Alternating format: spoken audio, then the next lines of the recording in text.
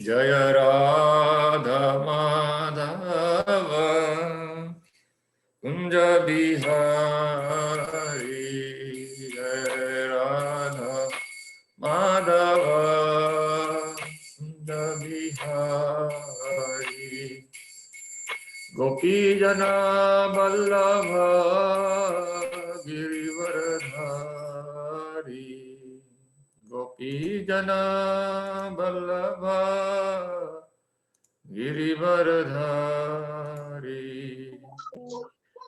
यशोदनन्दन Nandana Yashodanandana Yamuna तीरा वनचारी यमुना तीरा वनचारी जय राधा माधव कुंज बिहारी जय राधा माधव कुंज बिहारी हरे कृष्ण कृष्ण कृष्ण हरे हरे हरे राम राम राम हरे हरे हरे कृष्ण कृष्ण कृष्ण हरे हरे हरे राम राम राम हरे हरे हरे कृष्ण कृष्ण कृष्ण हरे हरे हरे राम राम राम हरे हरे हरे कृष्ण कृष्ण कृष्ण हरे हरे हरे राम राम राम हरे हरे हरे कृष्ण कृष्ण कृष्ण हरे हरे हरे राम राम राम हरे हरे हरिनाम संकीर्तन की जय। श्रीला प्रभुपाद की जय। ग्रंथराज भगवद गीता की जय। असेंबल भक्त वृंद की जय। Hare Krishna. Welcome back everyone. Hare Krishna Anil Prabhu. Hare Krishna Swami ji. Hare Krishna Pratima ji. Hare Krishna Aditya. Hare Krishna Arvind Prabhu जय। Okay, so let us see what section we are in Bhagavad Gita. Everybody knows that Arjuna had 5 reasons to not to fight, right? He was feeling very compassion to his relatives and friends. Therefore, he didn't want to kill them. Number 2, he was saying that after the war, many of his relatives will be killed.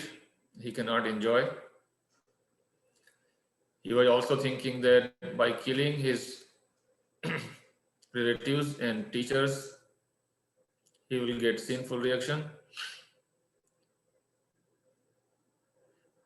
And the 4th reason he told in first chapter, towards the last section of first chapter, was destruction of family tradition. If the ancestors are dead, then what happens? The youngsters, they don't know what is the family traditions. They don't know the rituals by which they can offer Krishna Prasadam to their relatives, their ancestors, departed souls, and help them to get liberated from the hellish life. And Arjuna was saying that if they don't do that, the ancestors will go to hell, and then the present generation also will have a hellish life because of the last cultural and moral values in society.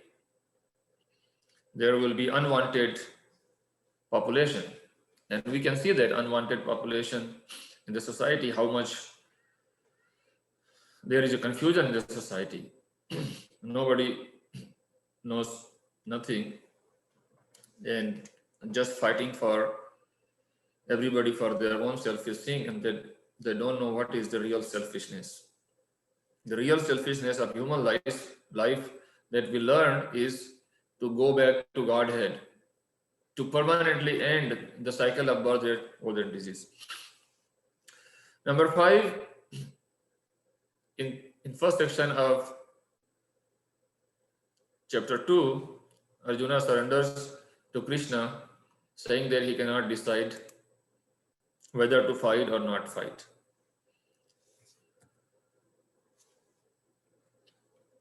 So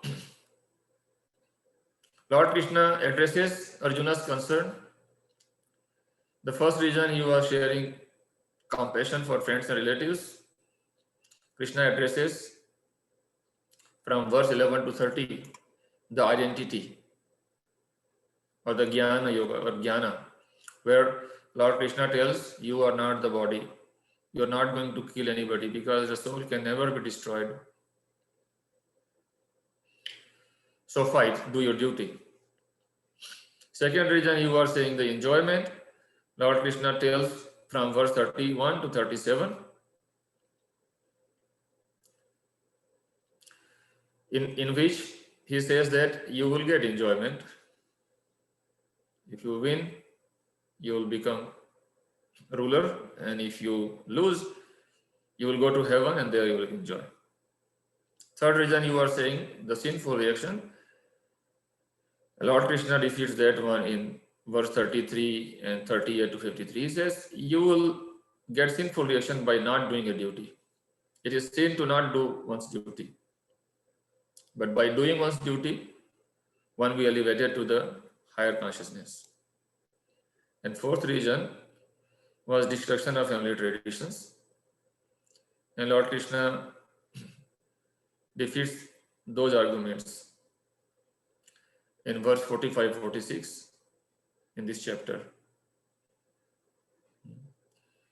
He says that you have to understand the purpose behind the Vedas, and the goal of the Veda is not to just do the rituals as it is done in family traditions, but to understand the goal of the Vedas. And we read last time, Lord Krishna says you come over the ritualistic part of the Vedas and focus in the spiritual aspects of yoga and unite in that spiritual yoga with me. So he says you have to understand the goal of the Vedas. All the purpose of small wells can be served by a big reservoir of water. So that means Krishna is the big reservoir. When we serve him, all the rituals are not required. Okay, so we'll move to verse 47 from today.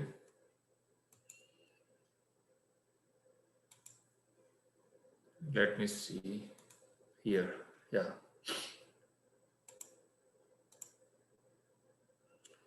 We'll quickly read the translations and then we'll go sloka by sloka, each of them.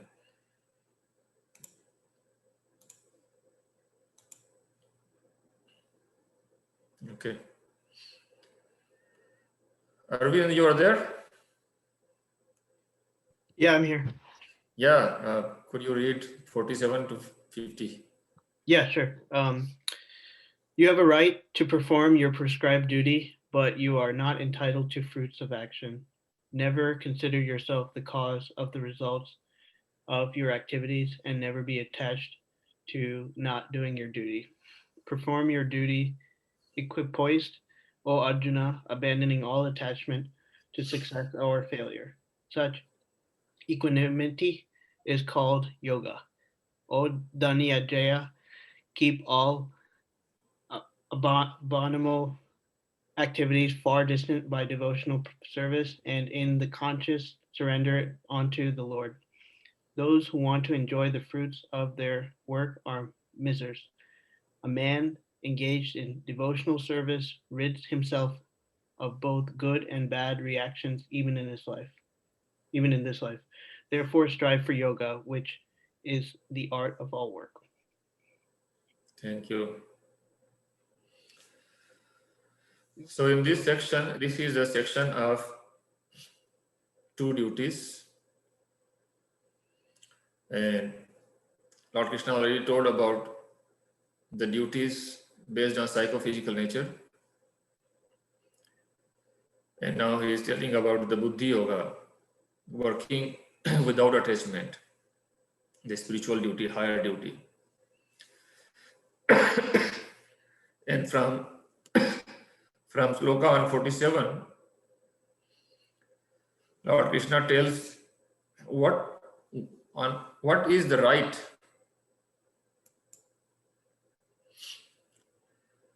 Arjuna may say that, okay, I understand this is the spiritual goal, but I am, at this stage. So Lord Krishna is specifically pointing out to Arjuna what is his right. He says, you have a right to perform your prescribed duty.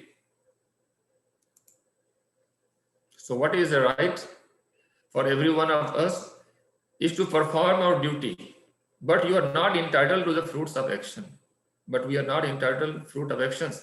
Never consider yourself the cause of result of your activities and never be attached to not doing your duty. So one may say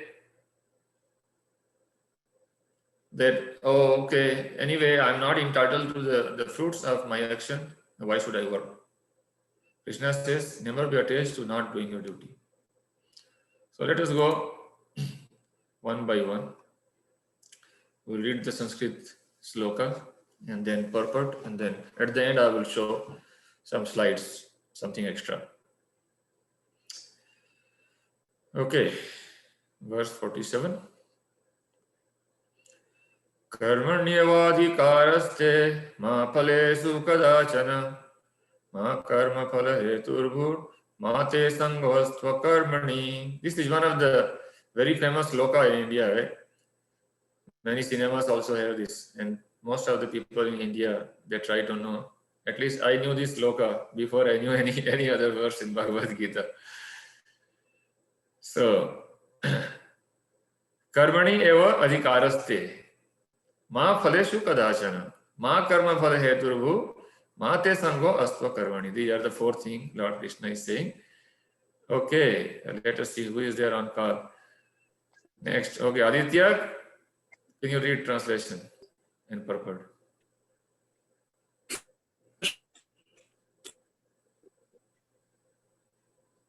Is your network okay now? Okay, let us see. Pratima Mataji, are you okay?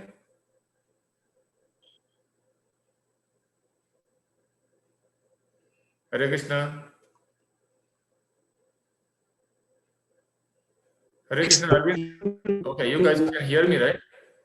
Yes, I can hear you, Prabhu. Yes. Yeah. Okay, please read, Prabhu. Read translation and purport. Yes, you have the right to perform your prescribed duty, but you are not entitled to the fruits of action. Never consider yourself the cause of the results of your activities and never be attached to not doing your duty. There are three considerations here: prescribed duties, capricious work, and inaction. Prescribed duties are activities enjoined in terms of one's acquired modes of material nature. Capricious work means actions without the sanction of authority, and inaction means not performing one's prescribed duties. The Lord advised that Arjuna not be inactive, but that he perform his prescribed duty without being attached to the result. One who is attached to the result of his work is also the cause of the action. Thus, he is enjoyer or sufferer of the result of such action. As far as prescribed duties are concerned, they can be fitted into three subdivisions, namely routine work, emergency work, and desired activities. Routine work performed as an obligation in terms of the spiritual injunctions without desire for results is action in the mode of goodness. Work with results become the cause of bondage, therefore such work is not auspicious. Everyone has his proprietary right in regard to prescribed duties, but should act without attachment to the result. Such disinterested obligatory duties doubtlessly lead one to the path of liberation. Arjuna is therefore advised by the Lord to fight as a matter of duty without attachment to the result. His non-participation in the battle is another side of attachment. Such attachment never leads to the one to the path of salvation. Any attachment, positive or negative, is cause for bondage. Inaction is sinful. Therefore, fighting as a matter of duty was the only auspicious path of salvation for Arjuna. Thank you so much. So Lord Krishna is telling Arjuna to be in that spiritual consciousness. When we understand we are not this body, we are eternal spirit soul, then we want to understand where I am going after I leave this body, because I am not, the soul by nature is not going to die. It is simply changing dress. It is simply changing from one residence to another residence. So that's bring the point of salvation, right? So that means to end the endless cycle of taking different dresses in this material world and suffering because of that. Depending on what kind of body we get, that kind of suffering and enjoyment we get. And that enjoyment is very temporary. Most of the time it is suffering. Srila Prabhupada says that the enjoyment in this material world is basically negation or absence of distress. That's what we consider happiness in this world. The time when I am not distressed, there is a time I feel, oh, that is happiness. Absence of distress is something we take it as a happiness in this material world. He gives the example of in old days, the criminals used to be punished by pushing their head down the water. So they used to push the person down the water, suffocate him, and then take him out suddenly for a second to gasp. And that person used to be very happy to be able to breathe. So that kind of happiness we have in this material world. So Lord Krishna is telling, okay, do your duty. Because if you don't do the duty, then that is sinful. And if you are attached to the work, then it is if you are attached to the result of the work, if you do something expecting result of that work, that will cause a reaction, positive or negative. Like if you give money to someone without spiritual concept, then you may become rich in next life. So you want to come back to the material world to enjoy the wealthy lifestyle.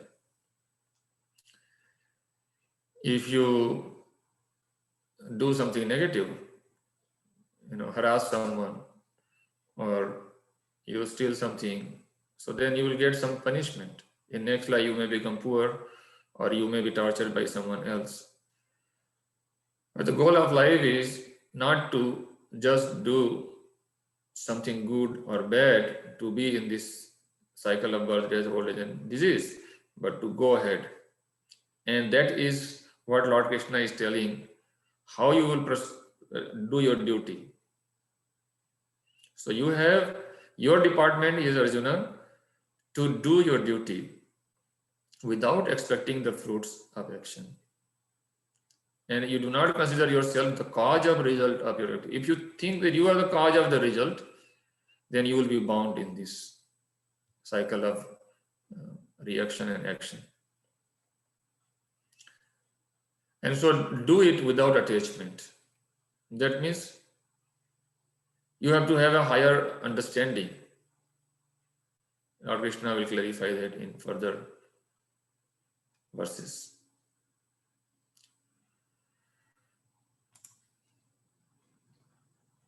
So here he tells how to work in that detachment. Verse 48. Yogastha kuru karmani sangam tyaktva dhananjaya siddhya siddhayo samo bhutva samatvam yoga uchyate. This is the verse where we get the word yoga first time in Bhagavad Gita. So read the translation carefully. What is yoga here? Lord Krishna says first time. There are different types of yoga described in this book. First time Lord Krishna says, what is yoga here? Okay, let's see. Someone else can unmute and read. Hare Krishna, sir. Hare Krishna, please go ahead. Perform your duty equipoised, O Arjuna, abandoning all attachment to success or failure. Such equanimity is called yoga. Krishna tells Arjuna that he should act in yoga. And what is that yoga? Yoga means to concentrate the mind upon the Supreme by controlling the ever-disturbing sense. And who is the Supreme? The Supreme is the Lord. And because he himself is telling Arjuna to fight, Arjuna has nothing to do with the results of the fight. Gain or victory are Krishna's concern. Arjuna is simply advised to act according to the direction of Krishna. The following of Krishna's dictation is real yoga, and this is practiced in the process called Krishna consciousness. By Krishna consciousness, only can one give up the sense of proprietorship. One has to become the servant of Krishna or the servant of Krishna. That is the right way to discharge duty in Krishna consciousness, which alone can help one to act in yoga. Arjuna is a Kshatriya, and as such he is participating in the Varnasrama Dharma institution. It is said in the Vishnu Purana that in the Varnasrama Dharma, the whole aim is to satisfy Vishnu. No one should satisfy himself, as is the rule in the material world, but one should satisfy Krishna. So unless one satisfies Krishna, one cannot correctly observe the principles of Varnasrama Dharma. Indirectly, Arjuna was advised to act as Krishna told him. Thank you so much. Perform your duty equipoised, O Arjuna, abandoning all attachment to success or failure. So be balanced. And how? Without being attached to success or failure. Because when we are successful, we celebrate, and we may not do our work. We can just be in party. When we fail, we may get depressed, and then again another kind of party, depression party. So Lord Krishna is saying, be equipoised, be balanced. And that kind of balance in life is called yoga. Srila Prabhupada is clarifying this. How to get that balance in life is to concentrate the mind upon the Supreme by controlling ever-disturbing senses. So when we are focused in Krishna, our senses are engaged in Krishna service, then they will not disturb us. He's also saying, following Krishna's dictation is real yoga. Yoga means connection, right? Yoga means connection. Yoga literally means is to connect two things. So connect our consciousness with Krishna. How? By following Krishna's dictation. That means Krishna's instruction in Bhagavad Gita. When we follow Krishna's instruction, we can lead our life as per the Gita values, Gita's instruction, Krishna's instruction.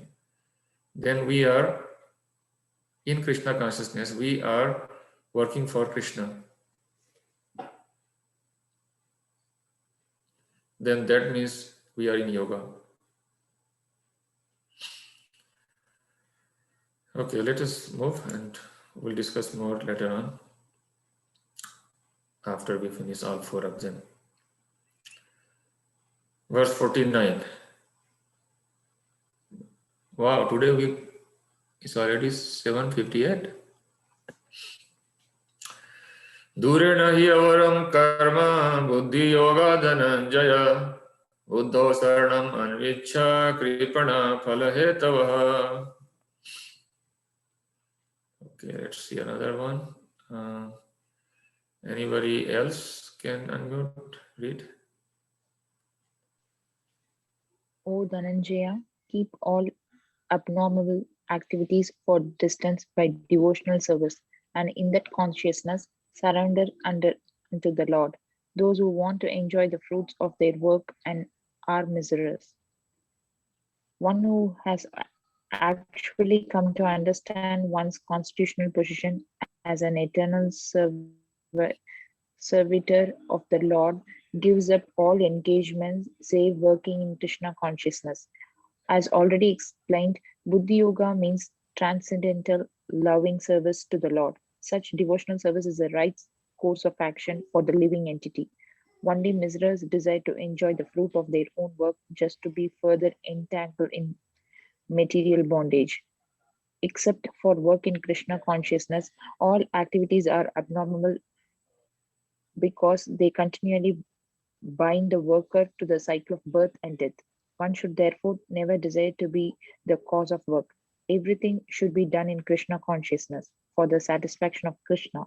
Miserers do not know how to utilize the assets of riches which they acquire by good fortune or by hard labor. One should spend all energies working in Krishna consciousness, and that will make one's life beautiful. Like miserers, unfortunate persons do not employ their human energy in the service of the Lord. Thank you so much. So who is a miser? A miser is someone who has resources but do not use them.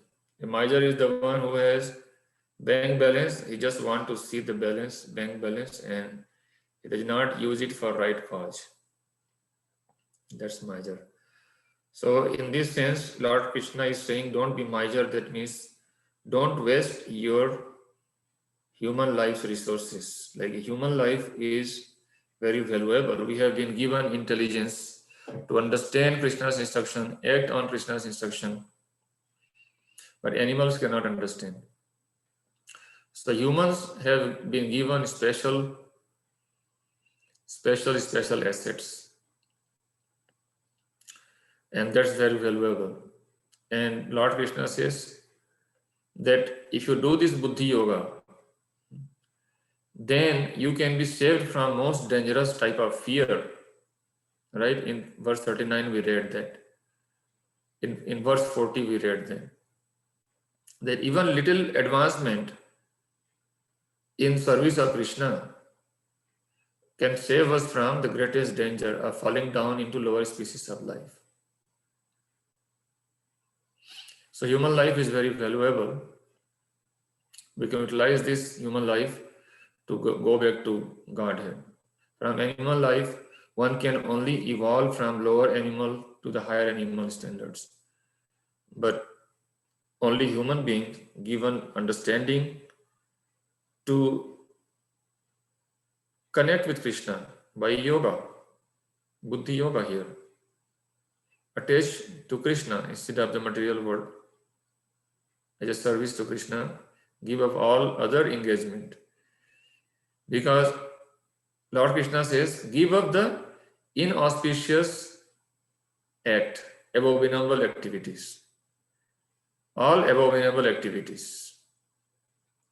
And the Sanskrit word here is avaram karma. So that means the karma where we are desiring material benefit. The activities by which you are desiring some material gain, that kind of activity should be given up, and one should take Krishna consciousness activities. How? By surrendering to the Lord. Okay. So let's read verse 50 also. बुद्धि युक्तो जहाति है उभे सुकृत दुष्कृते तस्माद् योगाय युज्यस्व योगः कर्मसु कौशलम्. Very nice. Next volunteer, please. A man engaged in devotional service rids himself of both good and bad reactions even in this life. Therefore, strive for yoga, which is the art of all work. Purport. Since time immemorial, each living entity has accumulated the various reactions of his good and bad work. As such, he is continuously ignorant of his real constitutional position. One's ignorance can be removed by the instruction of the Bhagavad Gita, which teaches one to surrender unto Lord Sri Krishna in all respects and become liberated from the chained victimization of action and reaction. Birth after birth, Arjuna is therefore advised to act in Krishna consciousness, the purifying process of resultant action. Thank you so much. So why should we get rid of the good reaction? Aditya?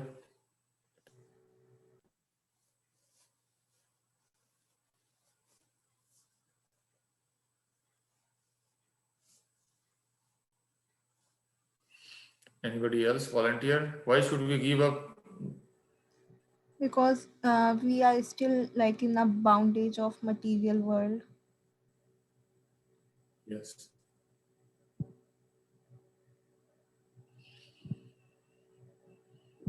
So we give the example, right? We should not improve the living condition inside a jail because we are inside the jail, right?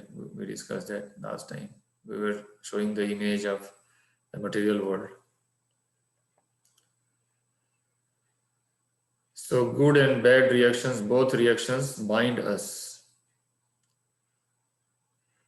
So how to overcome this, how to go beyond the good and bad reactions is by engaging in devotional service. Buddhi yoga, Lord Krishna says, Buddhi yoga jahatiya ubhe sukrita duskrite. Sukrita and duskrita. Sukrita means good result. Duskrita means bad action and bad reaction. So if you act in that devotional service, that is the art of work. That means you connect yourself with Krishna in Krishna consciousness and work for Krishna's agenda. Instead of working our own agenda, we have to work for Krishna's agenda. So how to work for Krishna's agenda?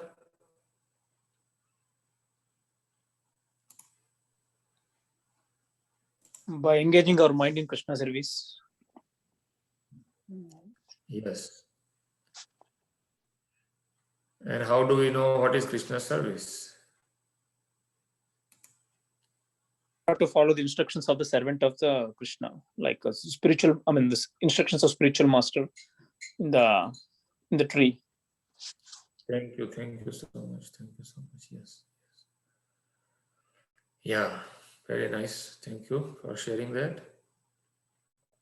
Any other point anybody have got so far, or question before we share the slides here?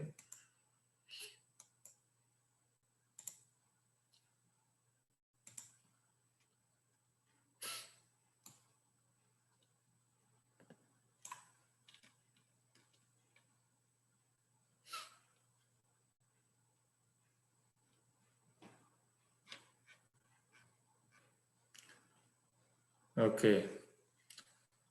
So tell me, what are three types of duties?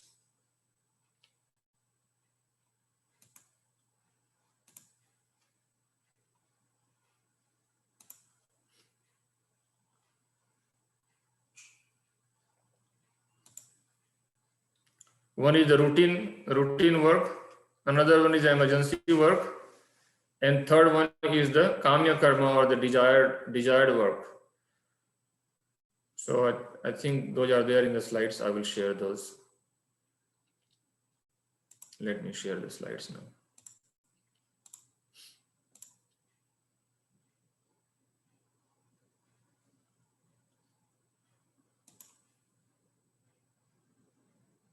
I think this is the one. You can see the slide now, right?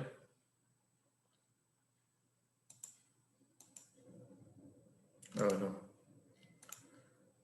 I have to be in that slide.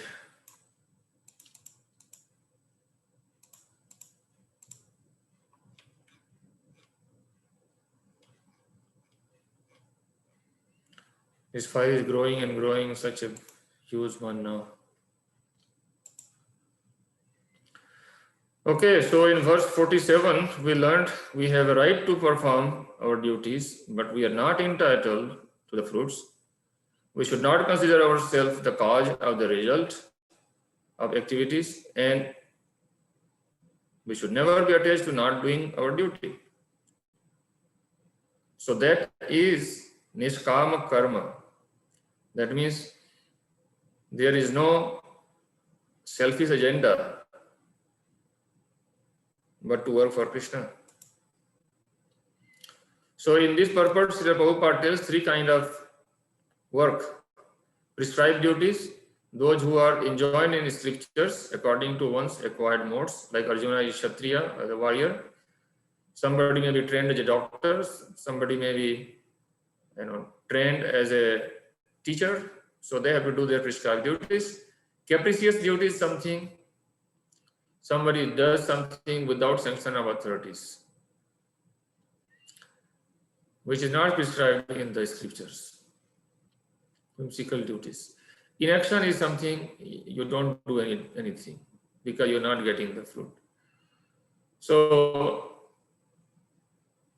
only thing is prescribed duty one should do. Within prescribed duty also, there are three types. Routine duties. Routine duties are like routinely that you have to work, your daily work, by which you are earning your daily wages. Like a farmer has to grow crops.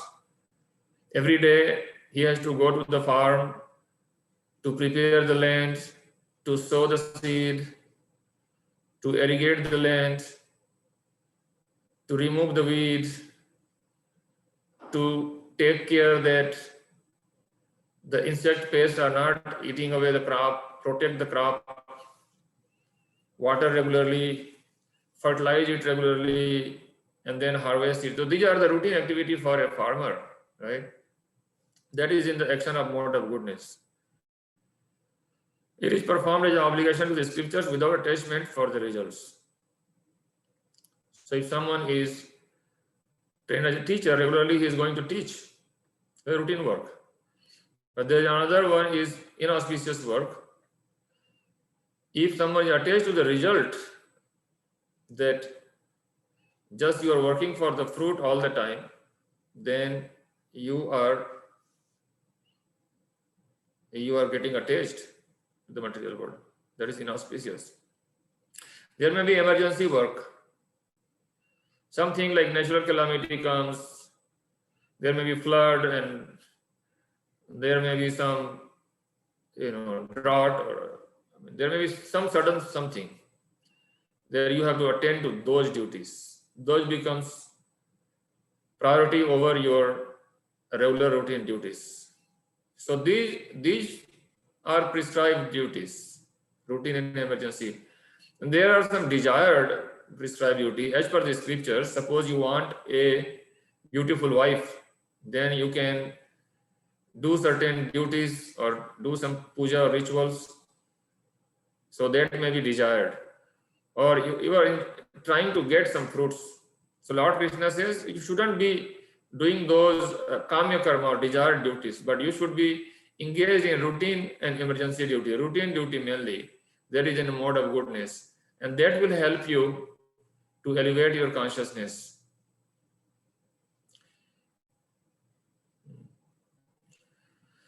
That is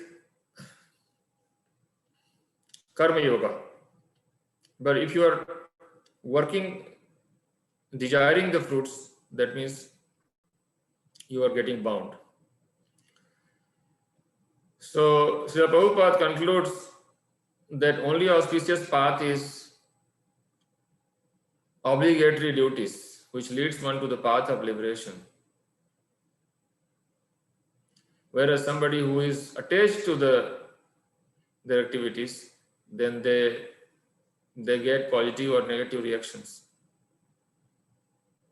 And that is binding, inauspicious.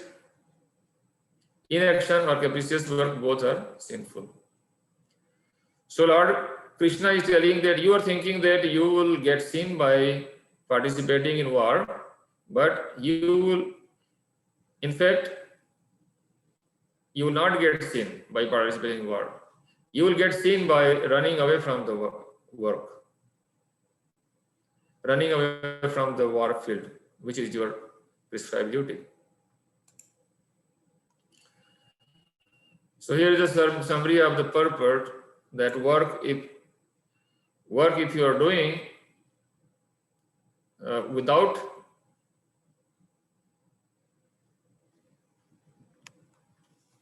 what is my cursor? Yeah. If you are not doing your work, then it is inaction. When you are doing your work without prescription of the scriptures, then it is vikarma. That means it is not authorized. Capricious work, that is also not recommended by Krishna. And prescribed duty, where you do the routine work based on one's mode acquired, whether you are a farmer, whether you are a teacher, whether you are a warrior, you do those duties. You also do the emergency duty and routine work. Perform as an obligation, and that is in the mode of goodness. That will lead to higher realization. If you are doing it without attachment to the fruits, then that is the path of liberation. That is the Nishkama karma. But whereas you are expecting the results, then you are bound.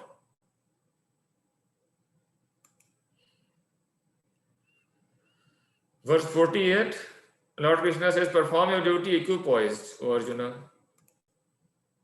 abandoning all attachment to success or failure, because such equanimity is called yoga. So equanimity is yoga, and that equanimity is possible only when we are focused in Krishna consciousness, only when we are focused in Krishna service. Prabhupada clarifies in purport.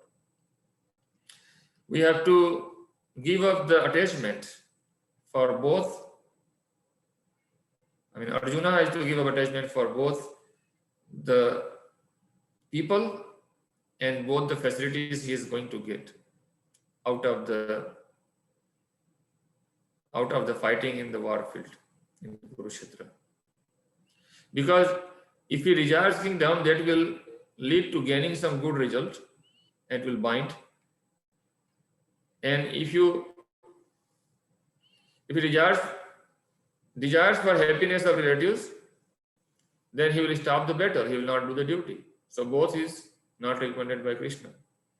He says you do it without attachment to success or failure. And that is yoga. Equanimity. Srila Prabhupada says in the purport, right? Yoga means to concentrate the mind upon the Supreme by controlling the ever-disturbing senses. Because when the mind is disturbed, one cannot have a transcendental experience. Therefore, yoga advocates control of mind and senses first. Practical lesson we learn from this yoga sloka. We have to work without attachment for success or failure. So one may ask, then why should I work? Why should I work if I am not desiring the fruit? So here Lord Krishna says you have to work because the work itself is pleasing to you. Like children, they play because it is pleasing to them. It is not that by playing they will get some nice food. Maybe some parents tell them, because children nowadays, they are just hanging on with their digital devices. So some parents may be worried that the child may not grow healthy. So they may say, okay, if you play, if you go out, then I will give you some reward. You can eat ice cream or candy or something. But in fact, children, naturally, they like to play. So if they like to play, that is the reward, that they can play like that.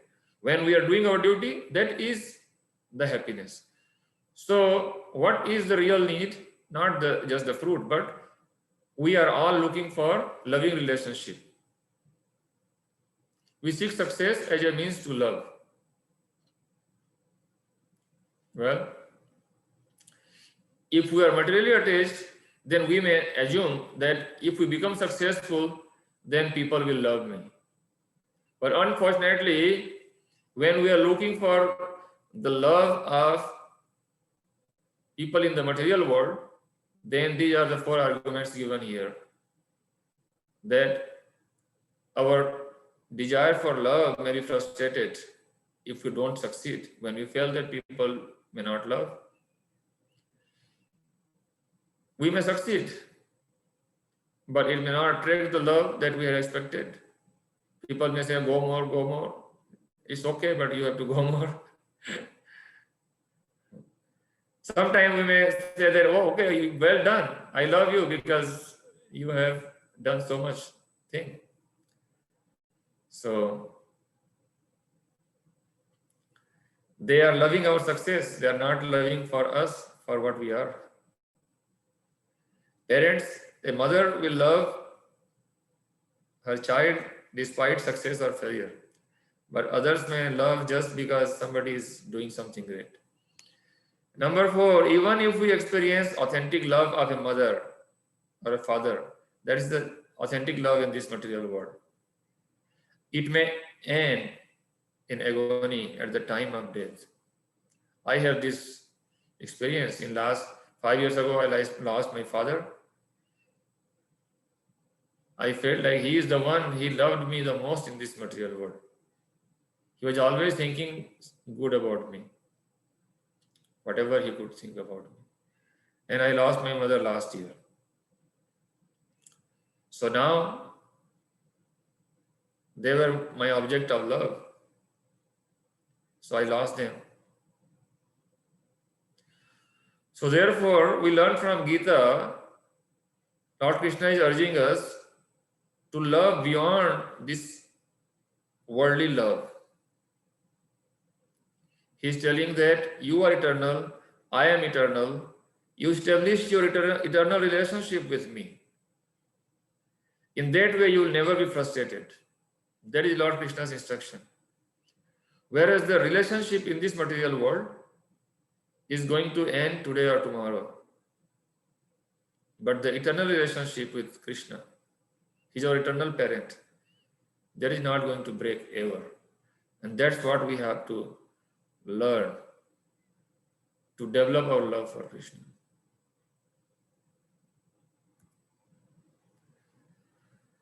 In verse 49, he says, Lord Krishna says, O Dhananjaya. Dhananjaya means who is the winner of wealth. Who is the winner of wealth? Arjuna wins some wealth. He was such a warrior that his brother told him to go and bring some wealth to perform yajnas. Those days they used to do the yajnas or the fire sacrifice to keep the peace and prosperity in their kingdom. And Arjuna went out and then he won all the princely states around Hastinapur, and he collected wealth for the yajna. So he is Dhananjaya, winner of the wealth. Lord Krishna is saying him to keep all abominable activities far distanced by devotional service, by Buddhi Yoga. And in that consciousness, surrender to the Lord. Who is the Lord? Krishna is the Lord. If we don't surrender to Krishna, when we are attached to the fruits of our material work, when we have material desire to the fruits, then we are misers because we are bound, we are not utilizing the assets of human life. A miser is someone who does not know how to engage their assets acquired by good fortune or hard labor. So human energy should be used in God's service, but a miser just want to enjoy the fruity work and get entangled in this material world. What is the abominable activities in this verse? Abominable activities are the actions that bind us to the birth and death. So anything that which is binding us to this material world, keeping us within the material world, is abominable. So what is the right cause? Right course of action is cultivation of transcendental knowledge that leads to connect us to Krishna. From verse 50 onwards, Lord Krishna will tell what is the result of Buddhi Yoga. What happens if you act like that? In verse 50, he will say, you will rid yourself from both good and bad reactions. And he will go further and further. In verse 51, Lord Krishna says, yes, you get rid of both good and bad reactions within this life, and you get freedom from birth, death, old age, disease.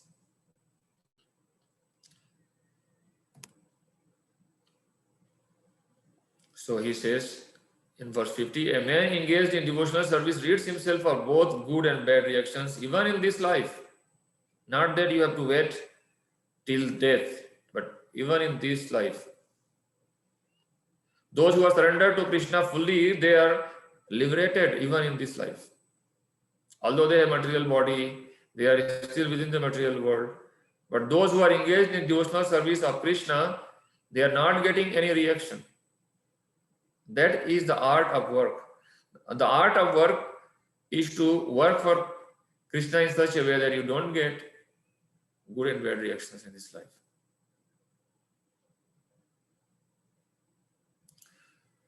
So 5 benefits of acting in Buddhi Yoga. It was touched in the last slide also. It will be gradually covered. In this verse, in verse 50, Lord Krishna says you will get freedom from good and bad reactions. Then you will get overcome to the birth, death, and old age and disease, this cycle.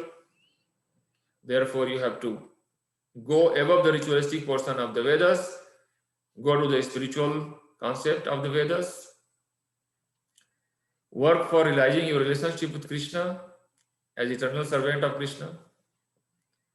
And towards the end of this chapter in 72, he says, by doing so, you will go back to Godhead.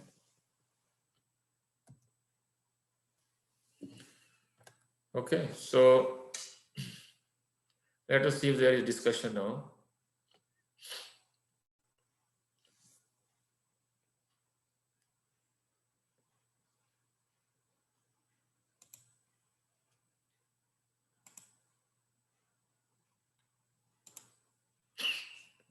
Hare Krishna. Okay, so what is the abominable work? Avaram karma.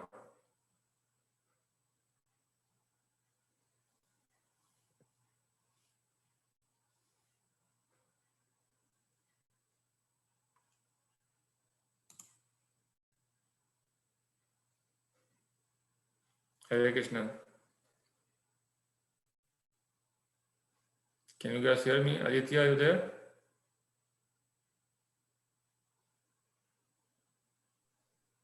Hare Krishna, sir. Hare Krishna. Okay, you can hear me. Okay, what is abominable work that we discussed? Sir, that work which result in bad reaction. Bad reaction. Okay. And sir, misers, they do abominable work. Misers. Okay. Who is called miser?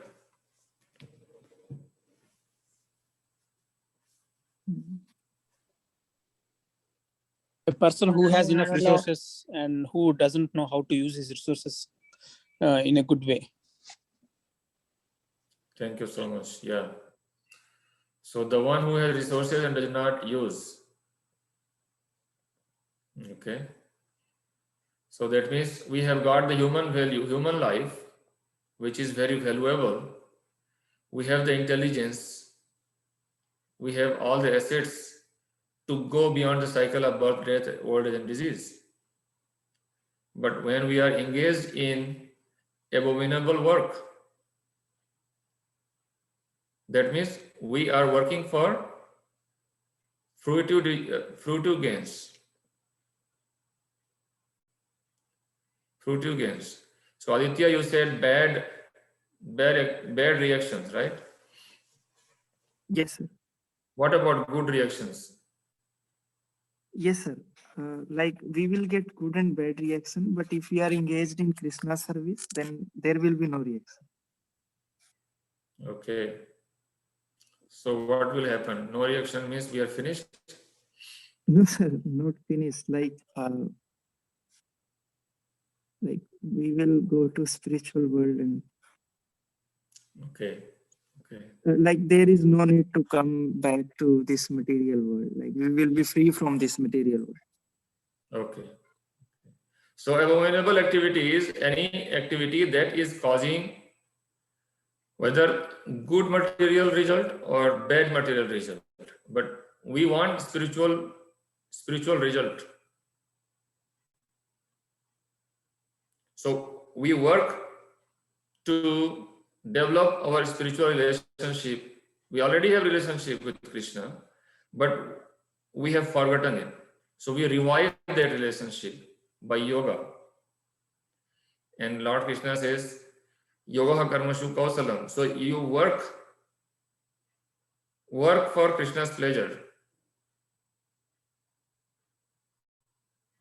Then we can get rid of the good and bad reaction. So both good or bad is abominable. The only thing which is auspicious, for in this material world is to work for Krishna. That's what Srila Prabhupada explains to us.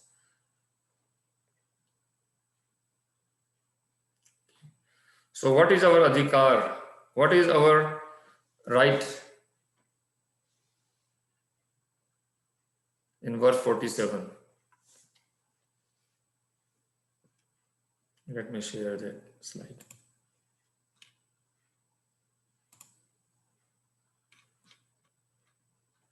Anybody remember what is our right?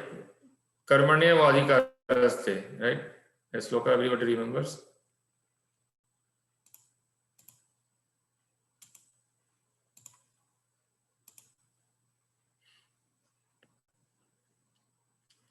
Arvind Prabhu, you read this one, right? Yes, Prabhu. Yeah, I read it. Yeah. So what is our right?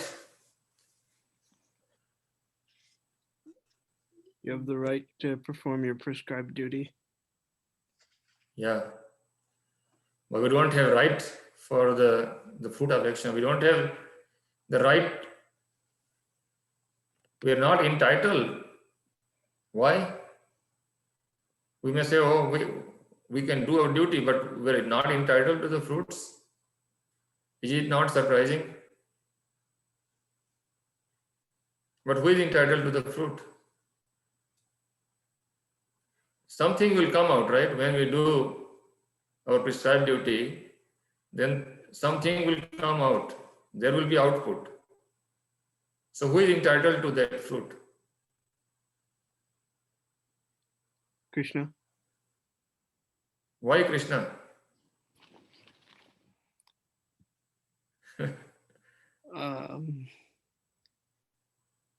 Because Krishna is Lord, so Krishna, only with Krishna's permission you can get it. But I may not be translating it correctly. I don't know. Yeah. Okay. Anybody else? Yeah, thank you. Yeah, that's very good. Krishna is the Lord. Yeah. So Krishna is the Lord. That means like Krishna is a proprietor. Let's say you are working for your company, and then the profit or loss, the result goes to the owner, not to the worker, right? Right. Right? Yeah. Yeah. But you get your salary, like you do your duty, Mhm. but the profit or loss, it goes to the owner. So Krishna is the owner of the work. Mhm. Therefore, the result go to Krishna. Okay, great. Thanks. Okay. And you know, you should not think that, oh well, you know, I am working hard, but all the profit goes to the owner. That is sinful, because you are not working for the interest of the company, but you are just being selfish. So you should not be attached to not doing your duty. That means, oh, okay, you know, anyway, all the income goes to the owner. Why should I work? I can take it. I can just stay home and do nothing. So that will not going to help. What about never consider yourself the cause of the result of your activities? We should not consider ourselves the cause. When we think that we are the cause, then we get the reaction. So that is when we understand that Krishna is the cause, then Krishna gets the result. So we have to understand, in that way we can perform the nishkama karma, or the duty, prescribed duty, with detached way for Krishna's benefit. And what is yoga? In next verse we learn. Yoga means engaging our mind in the Krishna consciousness, like Buddhi Yoga. Yes. So Srila Prabhupada tells that Arjuna, Krishna is not telling that directly here, but Srila Prabhupada is our Acharya. Without him, it is very difficult to understand this Bhagavad Gita. Every verse is like a puzzle for us. But Srila Prabhupada, our founder Acharya, he is very kind to us, that he clarifies and he gives us direct meaning. Somebody may say, oh, just abandon to the attachment to success or failure, and that is equanimity. So one may be atheistic, and one may just be saying that I am not attached to the success or failure, and I'm doing yoga. But Srila Prabhupada tells us that that state of consciousness, being neutral to the success or failure, is not possible unless somebody is Krishna conscious. So Srila Prabhupada gives us the art of performing yoga. He says, unless you are attached to Krishna, you cannot achieve this. You cannot get detachment. It is something like, you know, you are holding in both of your hands. Unless you drop that object, you cannot hold something better.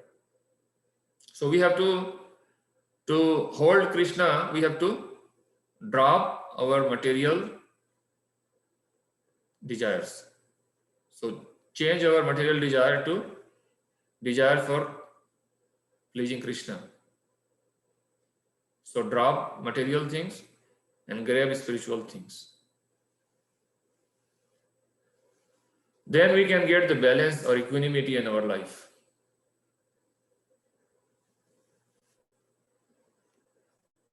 So what will be the benefit of that? We can get rid of all good and bad reactions in this life, even in this life. And our next life will be free from material birth. We'll go back to spiritual world. Okay, let's see who has not spoken any time today. Swami Mataji, you are okay now? You can hear? Yes, Prabhuji. Okay, any question today? No, I'm good, Prabhuji. Okay, very nice. Thank you. Prachi? Hare Krishna. No, I don't have Correct. any question.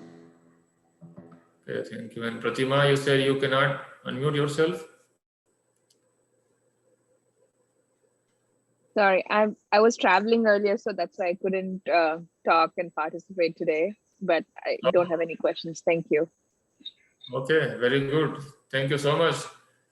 We're very glad that Lal Gopal Prabhu is here today. Thank you so much for joining, Prabhu. Hare Krishna, Prabhu. Thank you. Thank you. Hare Krishna, Prabhu. Okay, so we have time, regular time now will be this time, 7:30 starting now. And we have a daylight saving time. So those who are in India, they will be joining at 6 o'clock. We'll continue onwards next week. See you next week. Have a Krishna conscious week. Thank you so much. Hare Krishna. Hare Krishna, Hare Krishna. Prabhuji. Thank you. Hare Krishna. Hare Hare Krishna. Krishna.